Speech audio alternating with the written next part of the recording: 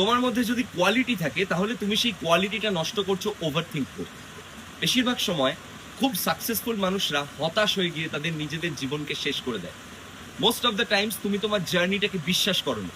তাই জন্য তুমি যখন রাস্তা দিয়ে হাঁটো তখন তুমি 7-5 ভাবতে ভাবতে হাঁটো, এবং যেই রাস্তাটা সঠিক ছিল সেই অ্যারোটাকে মিস করে যাও এবং সোজা হাঁটতে হাঁটতে ভুল রাস্তায় পৌঁছে যাও। মানে আমি বলতে চাইলাম যে তুমি তোমার কেরিয়ারে ভালোই করছো, হয়তো টুকটাক কম বেশি যা করছো একটা রোজগার হয়ে যাচ্ছে, কিন্তু তুমি ফ্রাস্ট্রেটেড হয়ে যাচ্ছ, হতাশ হয়ে যাচ্ছ, কারণ তোমার বয়সী আরো অনেকে হয়তো এর থেকে অনেক অনেক বেশি কিছু অ্যাচিভ করে ফেলেছে এবং তোমার নিজেকে মনে হচ্ছে যে আমি অনেকটাই কম।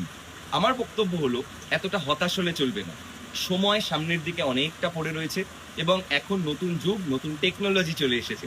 তাই জন্য আমার মনে হয় তুমি যদি নিজের ওপর এই সময় বেশি কাজ করো, তথাকথিত পড়াশোনা তো আছেই, তার বাইরেও নিজের উপর যদি কাজ করো, নিজেকে আপগ্রেড করতে থাকো,